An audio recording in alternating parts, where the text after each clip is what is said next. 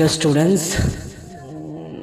पिछले कुछ दिनों से हमारी जो क्लास थी वो डर नहीं पा रही थी। मेरी पर्सनल प्रॉब्लम थी जिस वजह से मैं एबल नहीं था अपने लेक्चर्स को रिकॉर्ड करने के लिए और यूट्यूब पे नहीं डल पाई। I am so sorry for that. But अब से आपकी जो क्लास होगी उसका रूटीन भी डल चुका है और रूटीन आपके सामने है और उसी रूटीन के अनुसार हम लोग आगे की पढ़ाई करेंगे। ठीक है, बाकी जो अल्टरनेट दिया गया अल्टरनेट करके होगा। जैसे सोमवार को हुआ, मंगलवार को नहीं, बुधवार को हुआ, बृहस्पतिवार को नहीं, शुक्रवार को हुआ, शनिवार को और रविवार को बंद रहेगी। इस बीच के गैप में क्या करना है आपको, जितने भी होमवर्क मिलेंगे आपको, जितने भी प्रैक्टिस करना होगा, जितने भी हम लोग याद करने के लिए देंगे या फिर रिवीजन करने के लिए देंगे, तो एक दिन आपका क्लास का होगा और एक दिन आप सबको रिवीजन करना होगा। ठीक है, तो हेलो स्टूडेंट्स, यहाँ पे हमारी क्लास का नाम लिखा हुआ है रणवीर इंग्लिश क्लासेस। इसका मतलब ये है कि ज्ञान की फैक्ट्री रणवीर कुमार के द्वारा चलाया जा रहा है, जहाँ आप सबको इंग्लिश का चैम्पियन बना दिया जाएगा। चलो नेक्स्ट स्लाइड पे चलते हैं। असली गेम अब वहीं शुरू होगा भाई। तो the word which is affected by morphemes is called form classes. वह सब जो मॉर्फिम्स से प्रभावित होते हैं फॉर्म क्लासेस कहलाते हैं। देखो, सबसे पहले हम फॉर्म क्लासेस को समझते हैं। ये टर्म सुन के लग रहा है अरे बाप रे ये क्या नया कॉन्सेप्ट है। तो don't worry, it's super easy. इस सेंटेंस को ध्यान से पढ़ो। The word which is affected by morphemes is called form classes. इसका सीधा सीधा मतलब यह है कि फॉर्म क्लासेस वो वर्ड्स होते हैं जिन पर मॉर्फिम्स का असर होता है। मॉर्फिम्स इन्हें चेंज कर देते हैं। अब आप सोचोगे सर ये अफेक्टेड होना या रूप रंग बदलना क्या होता है। चलो एक एग्जांपल मेरे पास है और उसी एग्जांपल के अनुसार आपको समझाते हैं। आप सब ने कभी मिट्टी के खिलौने बनाए हैं? एक मिट्टी का खिलौना बनाया हो या नहीं बनाया? वो मिट्टी एक फॉर्म क्लास की तरह है। जब आपके हाथ में सिर्फ मिट्टी होती है, वो एक सिंपल सा लंप और क्ले है, बट उस मिट्टी को आप अपनी मर्जी से हाथी, घोड़ा या कोई सुपर हीरो भी बना सकते हो, है ना कमाल। मिट्टी तो मिट्टी है, पर उससे आप जैसा चाहो वैसा रूप दे सकते हो। और वो जो आपके हाथ या सांचा या जिसे आप उस मिट्टी को अलग अलग आकार देते हो, वो है हमारे मॉर्फिम्स। तो समझे, जैसे हाथ मिट्टी को अफेक्ट करते हैं वैसे मॉर्फिम्स वर्ड्स को अफेक्ट करते हैं। तो फॉर्म क्लासेस वो वर्ड्स होते हैं जिनमें हम कुछ ऐड करके या कुछ रिमूव करके उनके मीनिंग या ग्रामेटिकली फॉर्म को बदल सकते हैं। ये वो वर्ड्स हैं जो हमारे सेंटेंस में असली जान डालते हैं। जैसे किसी फिल्म में हीरो हीरोइन, अगर ये वर्ड्स नहीं होंगे तो सेंटेंस ऐसा लगेगा जैसे बिना मसाले की मैगी है, बिल्कुल फीका फीका। क्या कोई बिना मसाले की मैगी खाएगा? नहीं ना। ये वर्ड्स बहुत फ्लेक्सिबल होते हैं, जैसे आपके क्लास का वो दोस्त जो किसी भी ग्रुप में आसानी से फिट हो जाए। अब morphemes, the unit of English grammar which is used at the outset in the middle and the last of a word to change its form and meaning is called morphemes. अंग्रेजी व्याकरण का वह इकाई जो किसी शब्द के शुरू में, बीच में और अंत में जुड़कर उस शब्द के अर्थ एवं आकार को बदलते हैं, मॉर्फिम कहलाता है। अब बात करते हैं हमारे दूसरे स्टार मॉर्फिम्स की। आपकी स्लाइड पे लिखा है the unit of English grammar which is used at the outset in the middle and the last of a word to change its form and meaning is called मॉर्फिम्स।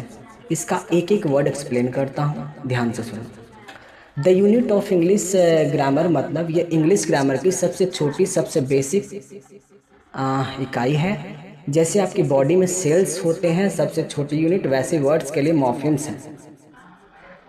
अब next, which is used at the outset in the middle and at last of a word. ये मॉर्फिम्स किसी words के शुरू में यानी कि eight the outset या बीच में, इन द मिडिल या अंत में, एट लास्ट लगते हैं। मतलब ये वर्ड्स के हर कोने में पहुंच जाते हैं, जैसे आपके घर में वाईफाई सिग्नल पहुंच जाते हैं। Next, to change its forms and meaning. और इनका काम क्या है? ये वर्ड का रूप और अर्थ को पूरा बदल देते हैं।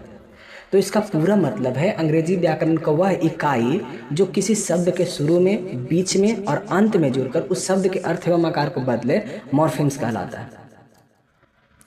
मॉर्फिम्स किसी वर्ड को सबसे छोटे लेकिन सबसे ताकतवर हिस्से होते हैं। ये अकेले भले ही एक पूरा वर्ड ना हो, लेकिन जब ये किसी वर्ड से जुड़ते हैं तो उस वर्ड का पूरा हुलिया, चाल ढाल और अर्थ ही बदल देते हैं। ये तो वर्ड्स के मिनी एटम्स बम हैं, छोटे दिखते हैं पर काम बहुत बड़ा करते हैं। जैसे एक छोटा सा रिमोट आपके टीवी को कंट्रोल पूरा चैनल को ही मतलब बदल देता है, वैसे ही मॉर्फिम्स वर्ड्स का मीनिंग बदल देते हैं।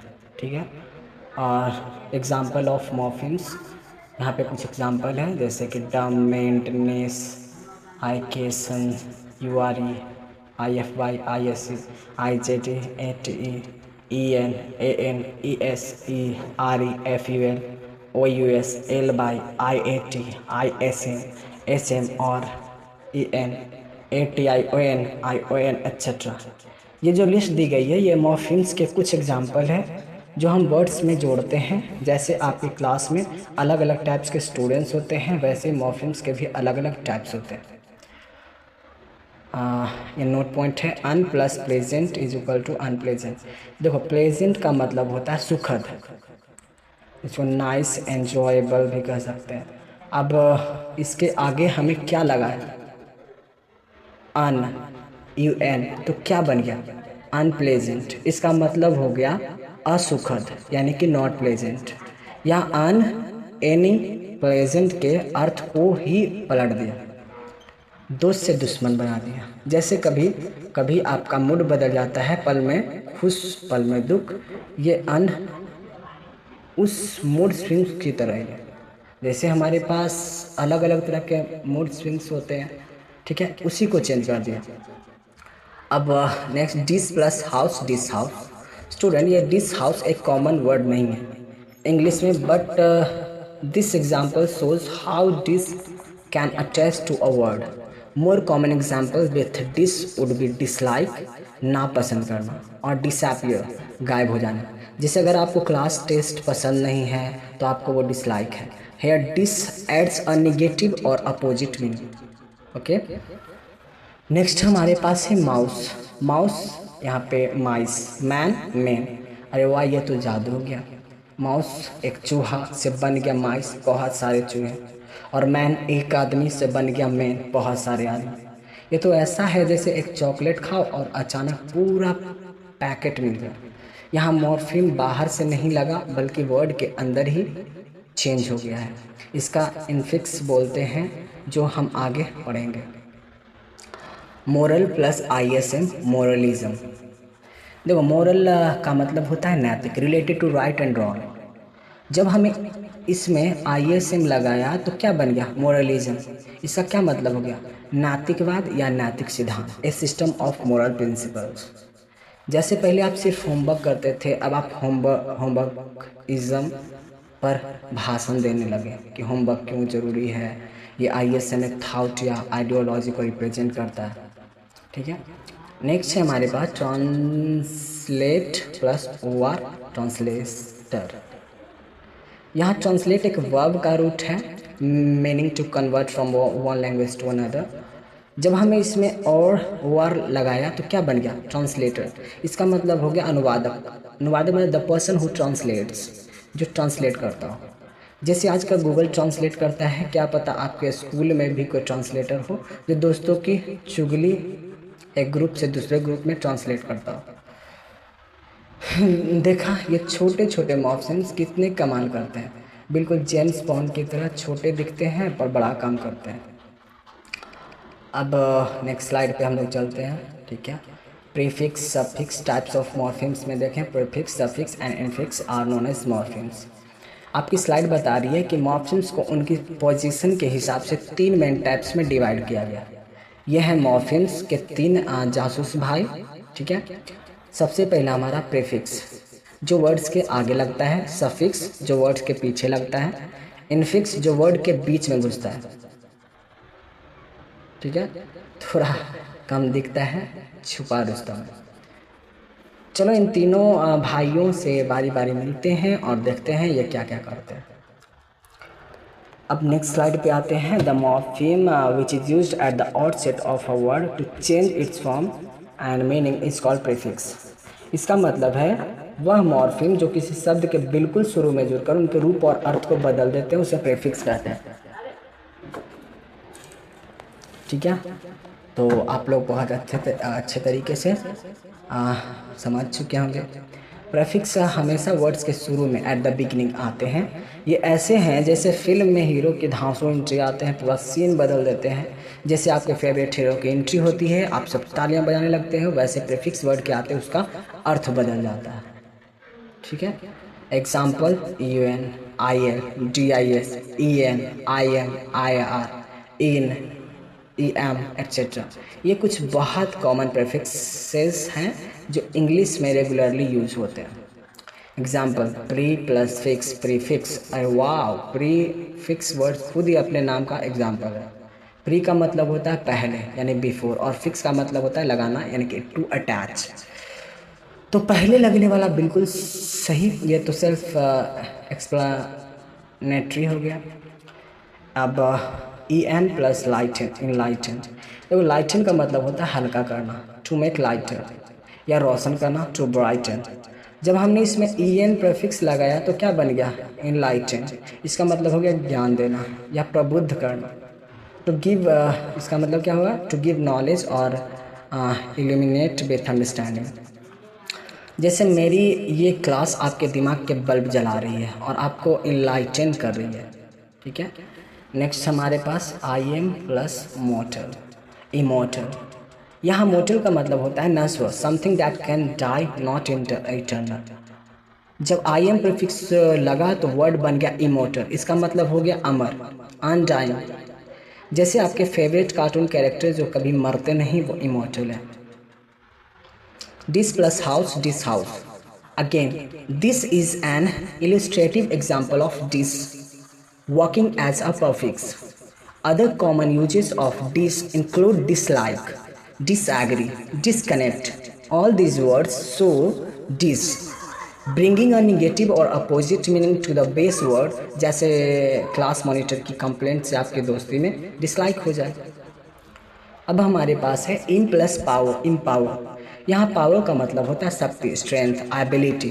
जब EM प्रीफिक्स लगा तो वर्ड बन गया इम्पावर। इसका मतलब हो गया सशक्त बनाना या शक्ति देना, टू गिव पावर और अथॉरिटी। जिस एग्ज़ाम से पहले मम्मी की दी हुई पावर आपको इम्पावर कर देती है कि हाँ मैं कर सकता हूँ या मैं कर सकती हूँ। ठीक है, नेक्स्ट हमारे IL प्लस लीगल, इलीगल। देखो लीगल का मतलब होता है कानूनी, अकॉर्डिंग टू लॉ। जब IL प्रीफिक्स लगा तो वर्ड बन गया इलीगल। इसका मतलब हो गया गैर कानूनी, अनलॉफुल। जैसे बिना होमवर्क के क्लास में आना, ये तो इलीगल है, और सर को पता चला तो समझ ही आएगा। अब हमारे पास अन प्लस इम्पॉर्टेंट, अनइम्पॉर्टेंट। यहाँ इम्पॉर्टेंट का मतलब होता है महत्वपूर्ण, सिग्निफिकेंट, क्रूशियल। जब अन प्रीफिक्स लगा तो वर्ड बन गया अनइम्पॉर्टेंट। इसका मतलब हो गया महत्वहीन, नॉट सिग्निफिकेंट। जैसे आपकी छुट्टी का दिन जब स्कूल खुला हो, कितना अनइम्पॉर्टेंट लगता है वो दिन जबकि स्कूल में पढ़ाई हो रही होती है। IR plus regular, irregular. यहाँ रेगुलर का मतलब होता है नियमित, कंसिस्टेंट, यूजुअल जिसको बोल सकते हैं। जब IR प्रीफिक्स लगा तो वर्ड बन गया इरेगुलर। इसका मतलब हो गया अनियमित, नॉट कंसिस्टेंट। जैसे आपका होमवर्क सबमिशन कभी रेगुलर तो कभी इरेगुलर। कौन कौन ही क्लास में इरेगुलर होमवर्क वाला, हाथ खड़ा करो, इधर जाओ बाबू। ऐसे ही करोगे इरेगुलर तो होमवर्क में फिर हम भी नहीं कुछ कर पाएंगे। नेक्स्ट स्लाइड पे आते हैं in plus complete. Next point, in plus complete, incomplete. या कंप्लीट का मतलब होता है पूरा, यानी कि इसको बोल सकते हैं फिनिश्ड या फुल। जब इन प्रीफिक्स लगा तो वर्ड बन गया इनकम्प्लीट। इसका मतलब हो गया अधूरा, यानी कि नॉट फिनिश्ड, यानी कि पार्शियल, अधूरा। जैसे आपका प्रोजेक्ट जो हमेशा लास्ट मिनट पर इनकम्प्लीट होता है और फिर आप सर से एक्स्ट्रा टाइम मांगते हो। देखा ये प्रीफिक्सेस कैसे वर्ड्स को अर्थ बदल देते हैं। चलिए अब हम नेक्स्ट स्लाइड पर चलते हैं। Suffix, the morpheme which is used at the last of a word to change its form and meaning is called suffix. इसका मतलब है वह मॉर्फिम जो किसी शब्द के बिल्कुल अंत में जुड़कर उसके रूप और अर्थ को बदल दे, उसे सफिक्स कहते हैं। सफिक्सेस हमेशा वर्ड्स के अंत में एट द एंड आते हैं। ये ऐसे हैं जैसे फिल्म का क्लाइमैक्स, आते ही कहानी को पूरा ट्विस्ट बदल देते हैं। या जैसे आप स्कूल से घर वापस आते हो और अपने बैग से कुछ निकालते हो तो वो सबसे आखिरी में निकलता है। ठीक है, तो next slide, example of morphemes, the same slide with the suffix example. We already saw some suffix examples on our example of morpheme slide. Let's look at them again with more details. Example: DOM, MENT, NESS, ICATION, URE, IFY, ISE, IJD, ATE, EN, AN, ES, ERE, FUN, OUS, LBY, IAT, ISN, SM, OR, ER, ATION, ION, etc. वाह, ये तो suffixes की पूरी बारात है। इतने सारे types हैं, ये अलग अलग सफिक्सेस वर्ड्स को अलग अलग तरह से चेंज करते हैं। जैसे नाउन को वर्ब्स बना देना या एडजेक्टिव्स को एडवर्ब्स बना देना। फॉर्म या एग्जाम्पल प्रोवाइडेड फ्रॉम, जैसे हमारे पास यहाँ पे पर्सन प्लस IFY है, पर्सोनिफाई। पर्सन एक संज्ञा है, मतलब एक व्यक्ति। जब इसमें IFY सफिक्स लगता है तो क्या बन गया? पर्सोनिफाई। इसका मतलब हो गया मानवीकरण करना, to give human qualities to something non human. जैसे जब कोई बच्चा अपने खिलौने से ऐसे बात करे जैसे वो जिंदा हो, तो वो अपने खिलौने को पर्सोनिफाई कर रहा है। Enjoy plus ment is equal to enjoyment. Enjoy एक क्रिया है, मतलब आनंद लेना। जब इसमें MENT सफिक्स लगा तो क्या बन गया? एन्जॉयमेंट। इसका मतलब हो गया आनंद, यानी कि pleasure, A state of enjoyment जिसको कह सकते हैं, जो कि अब एक संज्ञा बन गया। जैसे ये क्लास आपको एन्जॉयमेंट दे रही है, होप सो। एंड नेक्स्ट हमारा है honest plus by is equal to honesty. Honest एक एडजेक्टिव है, मतलब ईमानदार। जब इसमें बाय सफिक्स लगा तो क्या बन गया? ऑनेस्टी। इसका मतलब हो गया ईमानदारी, द क्वालिटी ऑफ क्या कह सकते हैं, बीइंग ऑनेस्ट, जो कि अब एक नाउन बन गया। जैसे जब आप अपने सारे होमवर्क ईमानदारी से करो तो आपकी ऑनेस्टी दिखेगी भाई। सो नेक्स्ट हमारे पास moral plus IT by morality. Moral एक एडजेक्टिव है, मतलब नैतिक। जब इसमें ITY सफिक्स लगा तो क्या बन गया? मोरलिटी। इसका मतलब हो गया नैतिकता, यानी कि principles concerning rights and wrong, जो कि अब एक नॉन बन गया। ये तो आजकल बच्चों में कमी दिखती है ना, मजाक कर रहा। नेक्स्ट हमारे पास है translate plus ION translation. Translate एक वर्ब है, मतलब अनुवाद करना। जब इसमें ION सफिक्स लगा तो क्या बन गया? ट्रांसलेशन। इसका मतलब हो गया अनुवाद। अनुवाद द एक्ट और प्रोसेस ऑफ ट्रांसलेटिंग, जो कि अब एक नॉन बन गया। जैसे आप मेरी हिंदी बात को अपनी समझ में इंग्लिश में ट्रांसलेशन कर रहे हो, ठीक है। अब हमारे पास काइंड प्लसनेस, काइंडनेस, काइंड एक विशेषण यानी कि एडजेक्टिव है, मतलब दयालु। जब इसमें NESS सफिक्स लगा तो क्या बन गया? काइंडनेस। इसका मतलब हो गया दयालुता, the quality of being kind, जो कि अब एक नॉन बन गया। जैसे जब आप किसी की मदद करते हो तो आपकी काइंडनेस दिखती है। अब PED plus E ped, this is a bit advance. Ped is a root from Latin meaning fruit. When E is added, it often forms a word related to feet. For example, biped, having 2 feet. Here the suffix is creating a new word with a specific meaning related to the root. Are you getting my point? Yes or no? Yes or no? Please speak.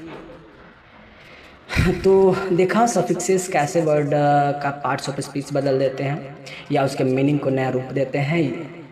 ये तो words के जादूगर है भाई। आते हैं हम लोग नेक्स्ट स्लाइड पे। Infix the morphemes which is used in the middle of a word to change its form and meaning is called infix. इसका मतलब है वह मॉर्फिम जो किसी शब्द के बिल्कुल बीच में घुसकर इसके रूप और अर्थ को बदल दे, इसे इनफिक्स कहते हैं। अब इनफिक्स का यूज इंग्लिश में बहुत कम होता है, स्पेशली इन फॉर्मल लैंग्वेज। ये ऐसे हैं जैसे क्लास में कोई बहुत शांत बच्चा जो कभी कभी ही बीच में बोलता है, लेकिन जब बोलता है तो सब हैरान ही रह जाते हैं। ये वर्ड के बीच में इन द मिडिल आकर अपना काम करते हैं। Example: EIC, double E etcetera. ये कुछ इनफिक्स के एग्जांपल हैं जो वर्ड के भीतर वॉवेल चेंज करके रूप में दिखते हैं। एग्जाम्पल LOUSE लाउस, लाइस। देखो लाउस एक जुआ सिंगुलर से बन गया लाइस, बहुत सारे जुए प्लूरल। युमा, यहाँ वो यू वॉवेल्स का आई में बदलना इनफिक्स का कमाल है। वाह, सुन के खुजली होने लगी ना। हाँ मुझे भी, ये वर्ड के अंदर ही सीक्रेट चेंज हो गया, देख रहे हो ना बाबू।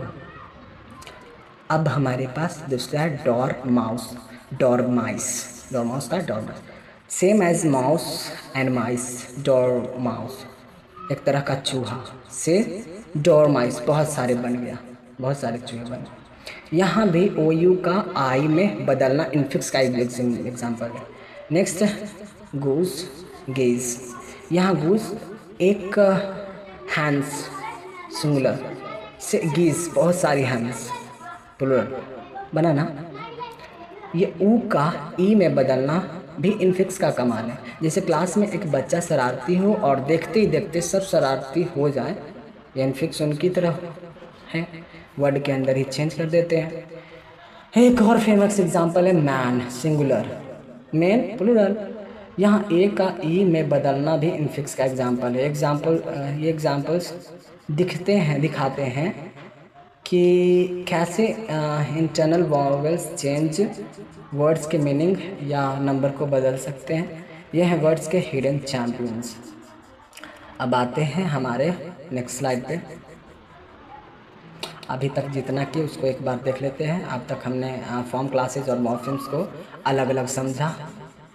अब इस स्लाइड पे देखते हैं कि फॉर्म क्लासेस बेसिकली है क्या।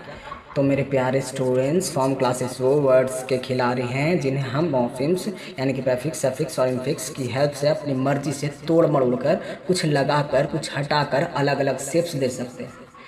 यही हमारी लैंग्वेज के असली कंटेंट क्रिएटर्स हैं जो सेंटेंस में जान डालते हैं। ये वो वर्ड्स हैं जो हमें नई नई बातें कहने और समझने में हेल्प करते हैं। बिल्कुल आपके क्लास के क्रिएटिव बच्चे जो हर चीज़ को कुछ नया बना देते हैं। कोई खाली बोतल को भी फूलदान बना देगा, वैसे फॉर्म क्लासेस है। अब हम वर्ड्स की दूसरी मेन कैटेगरी पर आते हैं, स्ट्रक्चर वर्ड्स। नेक्स्ट स्लाइड पे आते हैं हम। The word which is not affected bye morpheme is called structure word. इसका मतलब है वह सब जो मॉर्फिम से प्रभावित ही नहीं होते स्ट्रक्चर वर्ड्स कहलाते हैं। ये ऐसे हैं जैसे पहाड़ जो आपकी जगह से हिलते ही नहीं, चाहे तूफान आए या आंधी, इन पर मॉर्फिम्स का कोई असर नहीं होता। जैसे वो थोड़ी सी टेक्निकल प्रॉब्लम हो गई थी जिस वजह से, ठीक है। तो हम लोग कंसेप्ट में पढ़ रहे थे। तो वे शब्द जिनमें प्रीफिक्स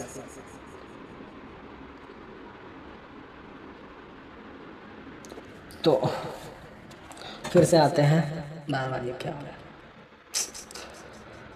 तो वे सब जिनमें प्रीफिक्स, सफिक्स तथा इनफिक्स को जोड़कर उनके आकार एवं अर्थ में परिवर्तन नहीं किया जा सके, उसी को हम लोग बोलते हैं स्ट्रक्चर वर्ड। सिंपल वर्ड्स में कहें तो स्ट्रक्चर वर्ड्स वो वर्ड्स होते हैं जिनमें हम प्रीफिक्स, सफिक्स या इनफिक्स जोड़कर उनके अर्थ या रूप को नहीं बदल सकते। ये वर्ड सेंटेंस के स्ट्रक्चर बनाने में हेल्प करते हैं, ना कि उसका मेन मीनिंग एक्सप्रेस करने में। आप इन्हें सेंटेंस का फ्रेमवर्क या ग्लू के रूप में सोच सकते हैं।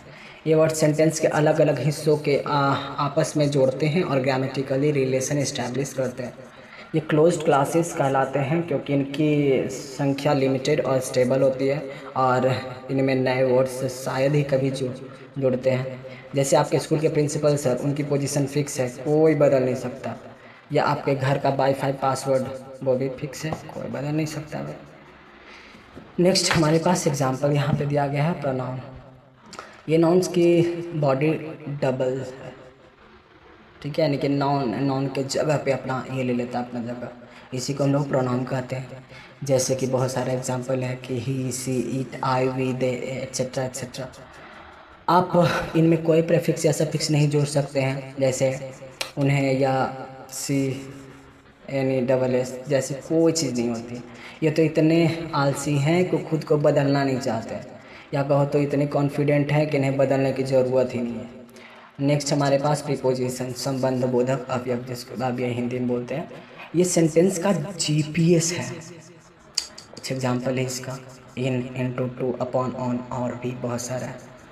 तो आप इनमें कोई मॉर्फिम जोड़कर इनमें बदल नहीं सकते। जैसे यू एन, इन, या O N, N A double S, जैसी कोई चीज़ नहीं होती। इनका तो अपना ही एक स्वैग है। जैसे आपकी क्लास में कुछ बच्चे होते हैं जो हमेशा इन या ऑन टाइम आते हैं, कभी बदलते नहीं। कभी इन पे टाइम आएंगे, कभी ऑन पे टाइम आएंगे, यानी कि समय रहते आ जाएंगे, या फिर कभी एकदम समय पे आएंगे। अब हमारा नेक्स्ट है कंजक्शन, समुच्चय बोधक अवयव। ये है सेंटेंस के Fevicol and, but, while, both. ये क्या करता है, दो सेंटेंस या फिर वर्ड को जोड़ने का काम करता है। एंड में आप कोई मॉर्फिम नहीं जोड़ सकते हैं। ये दो चीज़ों को जोड़ने वाले हैं, जैसे आप और आपकी दोस्ती को जोड़ने वाला और शब्द। अब इंटरजेक्शन, विस्मयादि बोधक। ये हैं सडन इमोशन के बर्स्ट, सडन एक्सप्रेशन देते हैं, जैसे ओह, ब्लास्ट, हुर्रा, पुह, आह। ये वर्ड्स अकेले ही अपनी फीलिंग बताते हैं और इनमें कोई मॉर्फिम जोड़ा या हटाया नहीं जा सकता। जैसे जब आपको अचानक कोई सरप्राइज़ मिले और आप ओह का उठो, या जब आपकी टीम जीत जाए तो हुर्रे इस तरीके से बोलें, तो ये सब में चेंज हम लोग नहीं कर सकते। अब हमारा है इंटेंसिफायर, तीव्रता सूचक। ये हैं वर्ड्स के amplifier, very, last, only, merely. आप वेरी में कोई मॉर्फिम जोड़कर उसे बदल नहीं सकते हैं। जैसे कि अनवेरी, जैसी कोई चीज़ नहीं होती, है तो खुद ही वेरी पावरफुल है। जैसे आपकी क्लास का सबसे वेरी शरारती बच्चा बहुत ज़्यादा पावरफुल होता है। अब हम आते हैं आर्टिकल्स पे। ये नाउन के बॉडीगार्ड है, ए, एन और द। इन्हें कोई बदलाव नहीं होता है। जैसे आपके स्कूल के गेट पर खड़े गार्ड, उनकी यूनिफॉर्म फिक्स है, वो कभी बदलते नहीं। उनका बदलता है, जो दे दिया वहाँ पे गार्ड को पहनने के लिए वही पूरा पहन रहा है। तो ए, एन और द, इसमें भी हम लोग मॉर्फिम्स नहीं लगा सकते। अब हमारे पास डिटर्मिनर, ये नाउन के आइडेंटिटी कार्ड है, यानी कि दिस, दैट, दिस, दोज। ये नाउन को मॉडिफाई करते हैं लेकिन खुद मॉर्फिम से नहीं बदलते। और डिटर्मिनर के बाद नाउन जरूर होता है, एज यू नो दैट। अब मॉडल एक्सिलरी, यानी कि मॉडल सहायक क्रिया जिसको बोलते हैं, ये मेन वर्ब के असिस्टेंट हैं, जैसे कि कैन, मे, विल, शैल। ये मेन वर्ब के मीनिंग में पॉसिबिलिटी, नेसेसिटी, परमिशन ऐड करते हैं, लेकिन खुद मॉर्फिम चेंज नहीं दिखाते हैं। जैसे कैन का मतलब कर सकता हूँ, ये कभी कैंड नहीं होता, इनका खुद का एक स्पेशल रूल है। अब हम लोग नेक्स्ट स्लाइड पे आते हैं। तो इस स्लाइड में स्ट्रक्चर वर्ड्स के बारे में कुछ इम्पॉर्टेंट चीज़ पर है। एक्सिलरी वर्ब जिस पर मॉर्फिम्स का प्रभाव न पड़े, जैसे example is, am, are, was, were, has, have, had, do, does, did. ये हैं helping verbs, although they change according to tense और subject, like is to are और टू डिड में बदला जाता है। तो अकॉर्डिंग टू टेंस ये बदल सकते हैं, लेकिन these are inflections, not derivational changes that would alter their basic function और पार्ट ऑफ स्पीच। अन पर मॉर्फिम्स का फंडामेंटल प्रभाव नहीं पड़ता है, जैसे फॉर्म क्लासेस पर पड़ता है। ये ऐसे हैं जैसे पुलिस वाले अपनी वर्दी में ही रहते हैं, बदलते नहीं, इनका काम फिक्स है। अब डिटर्मिनर वह एडजेक्टिव जिसमें मॉर्फिम का प्रभाव ना पड़े, यानी कि डिटर्मिनर नाउन्स को स्पेसिफाई करते हैं, जैसे हुज नाउन और how much noun, but they themselves are not affected by morphemes. Noun को ये स्पेसिफाई करते हैं, बट ये मॉर्फिम से अफेक्टेड नहीं होते हैं। अब इंटेंसिफायर वह एडवर्ब जिस पर मॉर्फिम्स का प्रभाव ना पड़े। Intensifier do one job, they intensify other adjectives or adverbs, but they themselves don't take any morpheme changes। ठीक है। स्ट्रक्चर वर्ड हमेशा फॉर्म क्लासेस के पहले आता है, ये तो गोल्डन रूल है, इसको अपनी डायरी में लिख लो। This is a very important function of structure words in sentence formation. जैसे बॉडीगार्ड हीरो के आगे चलता है, हीरो यानी फॉर्म क्लास और बॉडीगार्ड यानी structure words. Example an apple, यहाँ an structure word, apple form class के पहले मतलब आया ना। इन पॉकेट, यहाँ इन स्ट्रक्चर वर्ड हुआ, पॉकेट फॉर्म क्लास हुआ। कैन स्पीक, यहाँ can structure word, speak form classes. Is going, यहाँ इज हमारा स्ट्रक्चर वर्ड है, गोइंग हमारा फॉर्म क्लासेस है जो मॉर्फिन से अफेक्टेड है। अब ये स्ट्रक्चर वर्ड सेंटेंस के ग्रामेटिकली रूप से सही और सुसंगत बनाते हैं। They build the syntactic framework of the sentence. अब हम आते हैं नेक्स्ट स्लाइड पे। A group of words having a subject and predicate that makes complete sense is called sentence. चलो अब बात करते हैं सेंटेंस की, जो इन सभी वर्ड्स के मीनिंगफुल कम्बिनेशन से बनता है। इसका मतलब है शब्दों का एक समूह जिसमें कर्ता हो यानी कि सब्जेक्ट और एक विधेय हो यानी प्रेडिकेट हो, और जो एक पूरा अर्थ प्रदान करे उसे वाक्य कहते हैं, यानी कि इंग्लिश में सेंटेंस कहते हैं। अब कंडीशंस क्या हैं? तो कंडीशन एक सेंटेंस के लिए दो एसेंशियल कंडीशन है जो आपकी स्लाइड पर भी दी गई है। फर्स्ट क्या होना चाहिए? A group of words having a subject and predicate. मतलब सेंटेंस में एक सब्जेक्ट और एक प्रेडिकेट दोनों होना चाहिए, तभी कहानी बनेगी। और उसे हम क्या ही कहेंगे, उसे हम सेंटेंस कह दें। सब्जेक्ट वो होता है जिसके बारे में बात हो रही है, और प्रेडिकेट वो होता है जो सब्जेक्ट के बारे में कुछ भी बता रहा है। ठीक है। अब दूसरा सबसे पहला तो हम लोग देखें कि ए ग्रुप ऑफ वर्ड्स होना चाहिए having a subject and predicate, जिसमें सब्जेक्ट भी होना चाहिए और प्रेडिकेट भी होना चाहिए। दूसरा हमारा है कंप्लीट सेंस, मतलब सेंटेंस को एक पूरा क्लियर मीनिंग एक्सप्रेस करना चाहिए। ऐसा नहीं कि बोल के रुक गए और सामने वाला सोच रहा है आगे क्या हुआ। फॉर एग्जांपल अगर मैं कहूँ राम स्कूल, तो क्या राम स्कूल में है या फिर क्या, मतलब राम स्कूल जा रहा है, राम स्कूल चलाता है, it doesn't make complete sense. इसीलिए ये एक प्रकार का क्या है, सेंटेंस नहीं है। तो सेंटेंस एक आइडिया, फीलिंग या इन्फॉर्मेशन को फुल्ली एक्सप्रेस करने का मीडियम है। It's the most basic and complete unit of our communication. अब हम लोग नेक्स्ट स्लाइड पे आते हैं, example of sentence jumble words. Example, एक एग्जाम्पल दिया हुआ है, is very student Ram buys intelligent, not a sentence, ये सेंटेंस नहीं है। ये देखिए यहाँ पे कि ये वर्ड्स का एक अव्यवस्थित ग्रुप है जिसका कोई क्लियर कंप्लीट मीनिंग नहीं निकल रहा है। दिस इज़ ग्रामेटिकली इनकरेक्ट, जैसे किसी ने डिक्शनरी उछाल दी हो और वो बस हवा में तैर रहे हो, कोई मतलब नहीं, बिल्कुल आपकी अलमारी की तरह। जब उसमें कपड़े अव्यवस्थित होते हैं, वैसे ही मान लो कि बहुत सारा वर्ड लिए, वर्ड को उछाल दिया, उसके बाद जब गिरा तो उसमें कौन किधर छितरा रहा कोई मतलब नहीं, का मतलब किसका मीनिंग क्या दे रहा है वो भी नहीं पता चला। तो ये एक प्रकार का सेंटेंस नहीं है।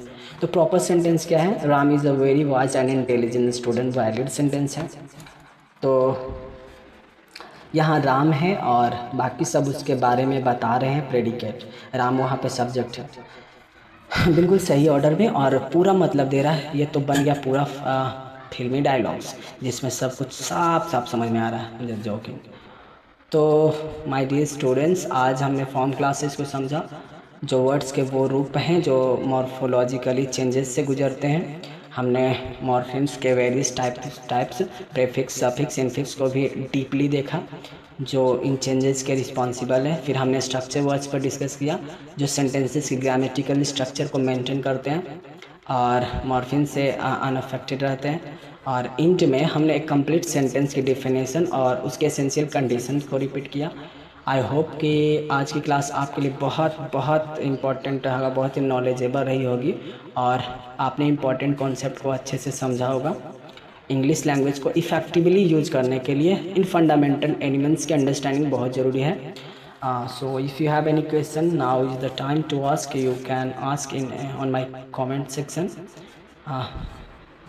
Thank you. और हाँ, अगली क्लास में आते समय थोड़ा होमवर्क भी कर लेना, नहीं तो फिर बहुत प्रॉब्लम हो जाएगी। मैं homework at the end class के बाद में ये कर दूंगा और आप वहाँ से होमवर्क को बहुत अच्छे तरीके से कर सकते हैं। उसमें कुछ सेंटेंसेस होगी जो आपको डेली लाइफ की सेंटेंसेस होगी जो आपको याद करना होगा, ठीक है। बाकी आपके रूटीन के अनुसार आपकी क्लासेस चलेगी, so don't worry at all. So thank you very much.